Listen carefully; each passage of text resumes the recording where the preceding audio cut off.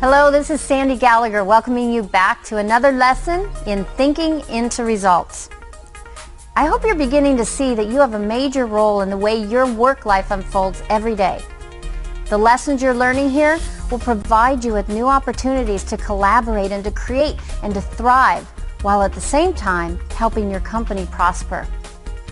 We all have deep, deep reservoirs of potential within us. But how do you recognize it? And how do you bring it to the surface? It has to do with how you think. What's coming into your mind that influences your output? What are you thinking about? Is it what you want or is it what you don't want? Are you thinking about problems or are you thinking about solutions? One of my favorite quotes is from Ralph Waldo Emerson. And it's so simple, but it's so powerful. And it has a special meaning for this upcoming lesson. He says, we become what we think about all day long. It's your choice, what you give your attention to and what you think about all day, every day. Remember, you have control over the thoughts you think. Now here's Bob to help you understand a better way to think. Feed your mind what it needs to produce the outcomes that you most desire.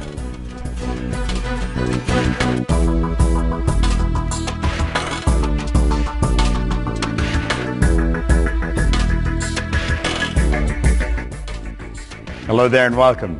I am going to introduce you to a concept that literally changed the course of my life. And I could take you into executive offices from Kota Kinabalu to Kentucky. And the executive officers would tell you that this concept literally changed the direction of their company. It made a bigger difference on the bottom line of their financial statement than any other one idea they'd ever entertained. But before I get into that idea, let me tell you how I came across it. You know, many years ago, I was sitting in a fire hall in Toronto. That was the best job I'd ever had. I was earning $4,000 a year and I owed $6,000. My whole day was filled with, how can I get these creditors off my back? And I was introduced to this book. This is the book Think and Grow Rich by Napoleon Hill. And the man that gave it to me said, Bob, you're quite capable of changing the direction of your life.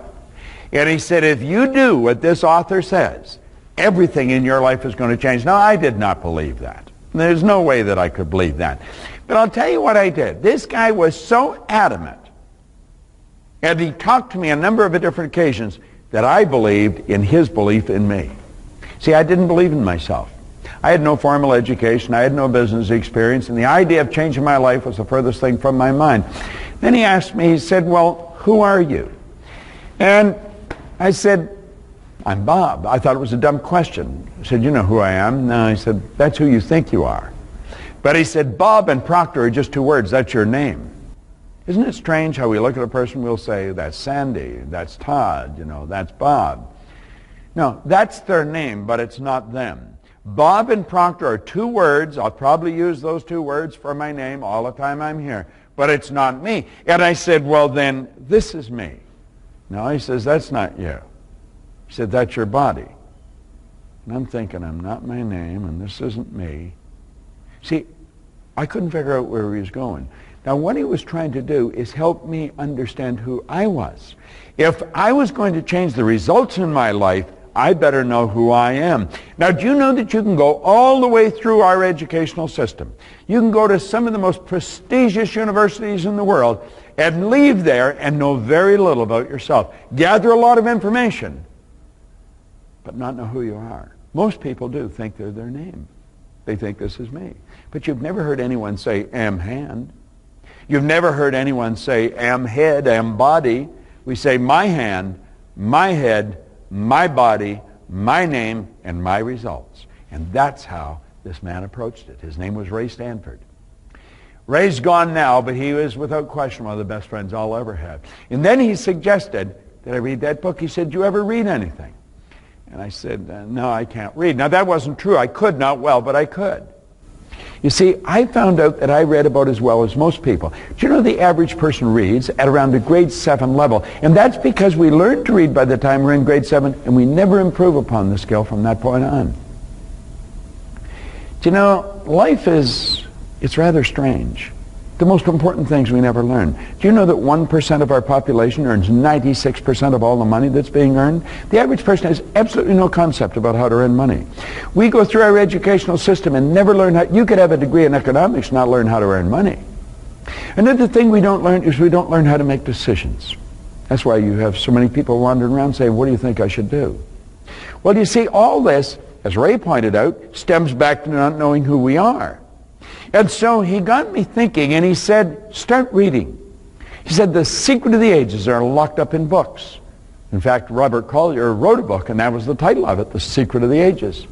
And he got me studying this, and I studied this book, and I kept reading, and I kept reading it, and I kept trying to do things, and everything started to change. I set a goal of earning $25,000. And, you know, in less than a year, I was earning $175,000. Then I took it over $1 million. But if you were to ask me what I had done, I couldn't tell you. You say, well, how'd you earn the money? Well, I started a business.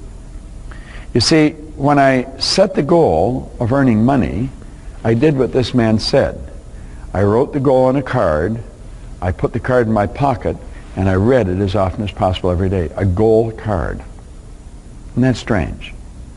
This is the direction I'm going in my life. This is where I'm going. And so I'd read it every day. Now, I had on the card that I was going to earn this $25,000. What'd that do? That caused me thinking of earning money. Now, prior to that, I was thinking of debt. You'd say, well, you know, is thinking of debt a bad thing? Well, we become what we think about. You say, but what about getting out of debt? If your goal is to get out of debt, it's the worst goal you'll ever set, because you're thinking that you'll be in it. You've got to think prosperity. And so I started to read this card, and I started to hear people talking about earning money. Somebody said there's good money cleaning floors. I said, I'm not proud, I'll clean floors. Well, do you know I ended up cleaning floors in Toronto, Montreal, Boston, Cleveland, Atlanta, London, England. I kept reading this book. And then I found Earl Nightingale's condensed narration of this book, and I started to play a long playing record, drive around with a record player in a car. My behavior was rather strange. I didn't know anyone else that was doing this. And anyone that knew me didn't know anyone else that was doing it. And they thought, why is he doing this? And I didn't know. Now, my life changed so dramatically, and I couldn't find anyone that could tell me what really happened. Now, most people that earn a lot of money, they're not really interested in what they do so different. They just enjoy the money. That didn't settle with me. I wanted to know, why did I change? See, I had been raised to believe if you don't go to school, you can't win. I was raised to believe if you haven't got business experience, you can't get a good job. I was raised to believe all kinds of things that are not true. They are not true. Now, I'm not anti-education. I made sure my kids went through school. In fact, I think studying and education is sacred. I have a great library of books now. That was the first book I ever read. I have thousands of books. And I've been reading them all, and I've been reading now for 50 years. I just can't read enough. I want to learn more, but I wanted to find out why I changed. And I couldn't find anybody that could tell me. I could find no one that could tell me. I thought it was the book and the records. I bought the book and I gave it to people, and I gave them records, and nothing happened. Well, I began to study, and I was living in Chicago at the time, and I heard about a man in Vancouver, British Columbia. His name was Leland Val van der Waal. He was a great big man. And they said, you should go and listen to him. He's wise. He knows a lot of different things that people don't know. So I flew out to British Columbia. And when he was finished speaking, I went over and I said, I'd like to spend a couple hours with you. And I remember him looking at his watch, and he said, well, I'd probably like to spend a couple hours with you too. But he said, I've got to catch a plane. And I said, I didn't mean right now. I've got to catch a plane too. He said, where are you going? I said, I've got to go back to Chicago. He said, what are you doing in Chicago? I said, I live there. He says, you came all the way here for this seminar? And I said, yes. If I had known what I was going to get, I'd have walked all the way here. Now, I think he was impressed that I had traveled so far. But you know, when this man walked on the stage, the second he opened his mouth, I knew that he knew what he was talking about. And I made up my mind I was going to get to know him. Well, as it turned out, he wasn't going to be in Chicago anytime in the near future, but he was going to be in Toronto in a couple of weeks. And I said, I'm actually from Toronto. My family's still there. And I said, I'll fly over and meet you. Well, the two of us sat down in the Skyline Hotel. And it was supposed to be for a couple hours. We were there for 3 days. And he and I were just like that right up until he passed away. He was a phenomenal human being. He was wise. He had information that not many people have. And he sat down and he said, Bob, you live simultaneously on 3 planes of understanding. And I said, I know that. No, he said, you don't know, or you wouldn't have asked me the questions you're asking me. And he says, shut up and listen, open your mind. And then he smiled. He said, you are a spiritual being. You have an intellect and you live in a physical body. 3 different planes of understanding. And he said, the mind is the greatest power in all of creation. And he quoted Dr. J.B. Rhine from Duke, who was alive at the time. And Rhine probably did more study into the power of the mind than anyone alive. And Dr. Rhine said, the mind is the greatest power in all of creation. Now he said, tell me what your front door looks like. And I thought, how can he go from the mind to my front door? And I said, what's that got to do with it? He said, just listen to me. What does your front door look like? So I described it to him. He said, tell me what your car looks like. What color is it? I said, it's white. He said, is it big or small? I said, well, it's fairly big. He said, there are 2 doors, 4 doors? And I said, there are 4 doors. He said, what color is the interior? And I said, it's tan. He said, see, you can describe your front door and you can describe your car, can't you? He said, tell me what color your refrigerator is. So I told him. He said, there are 2 doors or 4 doors? I said, there's 2 doors. He said, top and bottom or sides? And I said, top and bottom. He said, do they open to the left to the right or the right to the left? And I sort of stared into space. He says, now you see you've gone to your kitchen. You went into your kitchen and you mentally saw which way those doors open. Now he said, tell me what your mind looks like. I said, what? He said, tell me what your mind looks like. I said, I don't know. He said, are you inclined to think of the brain when I asked you that? And I said, yeah. He said, your brain is not your mind any more than your fingernail is. He said, this is one of the great problems in life. No one has ever seen the mind. And yet it's the mind that has to be changed if you're going to change results. Now he said, when I said think of your door, he said, I activated vocal cords. I set up a sound. It's a light message. Your hearing sense picked it up. And that light message went screaming down a nerve passageway and struck a group of cells in your brain. Those cells increased in amplitude of vibration, and the picture that's in them flashed on the front of your mind. So as I said your front door like that, a picture of the door come up. And I said your car, a picture of the car come up. Your refrigerator, picture of the refrigerator come up. But when I asked you to think of the mind, no picture. He said, you see, you have no cells of recognition for the mind. That's why people go in for analysis, and they go for years. You know why? They're trying to change something, they don't have a picture. And you and I think in pictures. We think in pictures. When I asked you to think of the car, a picture come on the screen of the mind. Now he said there was a doctor in San Antonio, Texas that understood that way back around 1934. And he said, you know, we've got a problem in the healing arts. He said, we're treating people physically, we're treating symptoms, and he said, until we treat the whole person, there's not going to be any health. Well, do you know, in corporations, we are treating symptoms. In business, we're treating symptoms. In sales, we're treating symptoms. We are not treating the cause of low profits. We're not treating the cause of low sales. And until we treat the primary cause, there's going to be no permanent change. And he pointed that out to me. He said, we've got to have a picture of the mind. Now he said, I'm going to draw a picture. This is a picture that Dr. Thurman Fleet drew in 1934. And he said, this is the mind. Now he said, look at it. And you look, you might smile. You just see a couple of circles and a couple of lines. We call this the stick person. Now I want you to let the large circle represent the mind and the small circle represent the body. Now the mind controls the body. The body is an instrument of the mind. Now I want you to think. I want you to stop and think of the performance of some people that you know. You can choose yourself if you want. It's the way we act, it's the behavior that's going to determine the results. Some people, when they meet a stranger, are very shy and they pull back. Others are very gregarious and they got their hand out and asking the person all kinds of interesting questions. The behavior of people varies greatly, but the nature of people, they're exactly the same. See, the mind operates the same for the shy person as it does for the gregarious person. It's how the mind is programmed with the shy person that's so different from the gregarious one. And the mind is programmed both genetic and environmentally. That's how paradigms are formed. But we talk about a little more about that in another lesson. What I want you to focus on is this drawing again. Come back to the drawing. Now let's take that large circle and we'll put a line right through the center. And we'll say everything on the top half is referred to as the conscious mind. Everything on the bottom half is referred as the subconscious mind. And of course the small circle on the bottom is the body. Now, this is what Val suggested I do. He said, I want you to let your head represent the mind. Everything from the neck down represent the body. Now he said that's not the way it is. Mind is in every cell of the body. Mind is movement, body's the manifestation of the movement. But we've got to have a picture to operate with. So the top half of the drawing is the conscious mind. That is the thinking mind.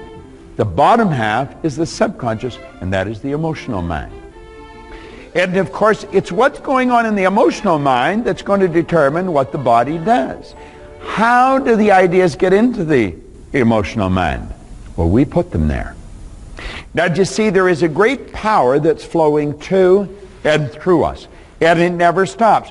And as this power flows into the consciousness, we have the ability to think. Do you know what the problem with most people is? They don't think. Do you see those little lines growing out of the conscious mind? They're called sensory factors. We can see, hear, smell, taste, and touch. And the sensory factors is what feeds information into the consciousness from the outside world. Now, we have been conditioned to live through those sensory factors. We've been conditioned to go by what we see, hear, smell, taste, and touch. As little kids in school, we get a report card. And the report card tells us what kind of student we are. And so we look at the report card, the teacher looks at the report card, we take it home, the parent looks at the report card, and that tells us what kind of a student we are, doesn't it? The truth is, it really doesn't. But that's the belief system we're operating with. The report card actually tells us where our mind was at for a few minutes, maybe 3 weeks ago. It has absolutely nothing to do with potential, but that's what the child believes. That's what the parent believes, and then we start treating them according to the grades they got on the card.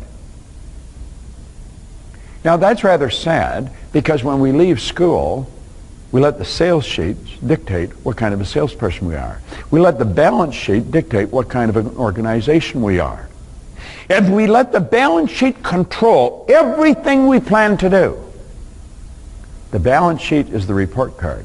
It just tells us what was going on in the past. It has absolutely no bearing with what's going to go on in the future unless we let it. And unfortunately, we've been letting it. You see, this little stick person here that we're looking at is every person. That's every person in an organization. And as the people start to understand how their mind operates and why they're doing what they're doing, I guarantee you the report card will change. It will change so dramatically, it will shock the person. And that's what happened to me. Here was a guy with no formal education, no business experience, a very poor work record, and like that, he was building a company that operated in a number of different cities, in 3 different countries, doing millions of dollars volume. And he had absolutely no idea what he was doing. He was operating with a picture. He had a picture in his mind of what he wanted, and through repetition, he planted that picture in the subconscious mind. And what was planted in the subconscious mind had to move into form.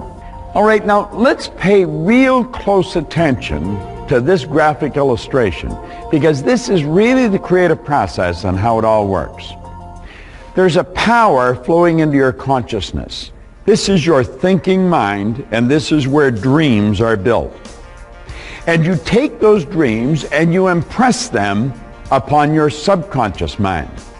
Now this is what causes the feeling in your consciousness. This is how you get emotionally involved in the idea. Those emotions then are expressed with and through the body, and that's what causes the body to change in its state of vibration. As the vibration changes, the action changes. And when your action changes, the universe reacts to that. It's action-reaction.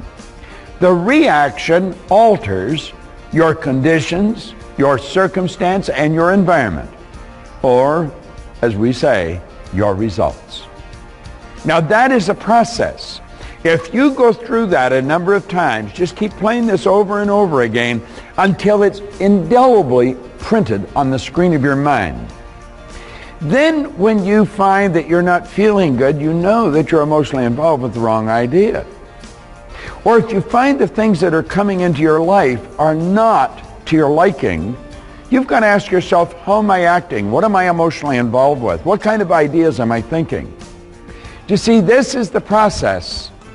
And as you understand it, then you can keep reflecting in your own life. And you'll know what's going on inside. You can always tell what's going on inside by what's happening on the outside. You know, James Allen, in his marvelous little book, As a Man Thinketh, he said, we think in secret, and it comes to pass. Environment is but our looking glass. Whatever's going on in your outside world is a reflection of what's going on in the inside world. You control the inside. Live from the inside out, and quit living from the outside in. So as we go through these lessons, this drawing becomes the genie. And you're going to understand why and how some of the senior executives in the world love this drawing. I'm going to tell you one thing. I love it. It's changed my life. It's helped me understand me better. And because I understand me, I understand you. See, if I stand back and watch how another person behaves, it's telling me what's going on in the mind. Now, the conscious mind is where we gather information. That's where we pile the books up. But that is not the part that controls the actions of the body. It's not what controls what we do. It's the subconscious mind that does that. See, the conscious mind thinks, the subconscious executes what's impressed upon it, and it expresses it with and through the body. It's the mind and the body that produces the results. And every person ought to understand how it works. We teach it to little children, and we see kids go from failing grades to honors just like that. We've all got the potential.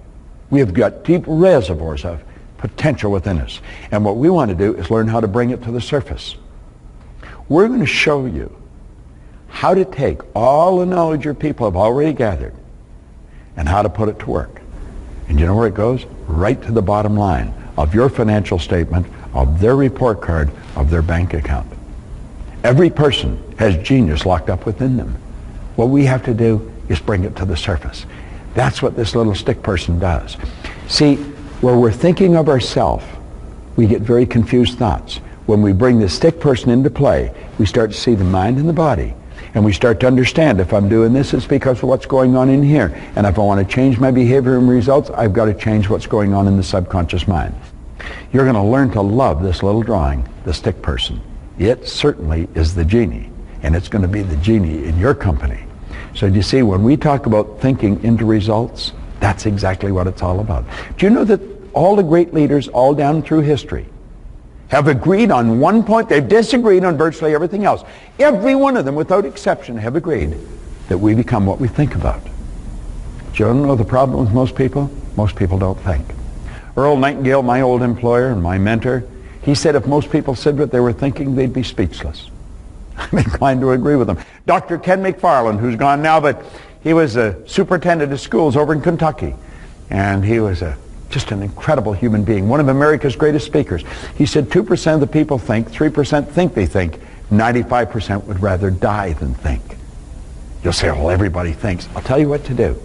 Start to pay attention to what people are saying. They'd never say what they were saying if they were thinking. Start to pay attention to what people are doing. They'd never do what they're doing if they were thinking. No. Mental activity does not constitute thinking. See, those sensory factors are like 6-lane highways. There's information rushing into people's conscious mind all the time. And some of it seeps into the subconscious. That's why they start doing this and they stop. And they go over here and they stop. And they go over there. Very few people are focused. We're going to show you, when we go into the lessons on the mental faculties, how to shut off those highways so that all this information that's rushing in and causing conscious confusion stops. And you become focused dedicated and disciplined. That's when your life's going to change. Study this little stick person. Take the lesson that's just on the stick person and review it over and over and over again. Start to see yourself as the stick person, and you'll see everybody else as one. And then you can observe what they're doing, and you know what's going on in their mind. And if you want to get them to change what they're doing, you're going to have to help them understand what's causing them to do what they're doing. I don't care if it's your children or if it's your employees. That's the way it works.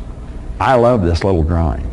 It has certainly changed my life, and it'll change yours. It's Bob Proctor. Thank you. We're really getting into thinking into results with this lesson, and one of the best ways to learn is repetition. So I encourage you to go over this lesson as many times as you can and use the graphic that Bob just introduced to us. It'll give you clarity on what's going on in your mind and in your behavior. I remember when I first saw this diagram, I thought it was pretty silly, but I'm telling you, it's powerful. This diagram is responsible for hundreds of millions of dollars, actually probably billions of dollars of increased revenue to corporations around the world. So study it until you really understand it. You'll keep getting more out of it every time you come back, I promise. Let your results guide you. What's happening on the outside always tells you what's going on inside. So what are your worthy goals that you set for your team? Are you seeing them manifest in your world? If not, the exercises for this lesson will help you shift your thinking in a way that leads you closer to those goals. And remember, you have control over the thoughts you think.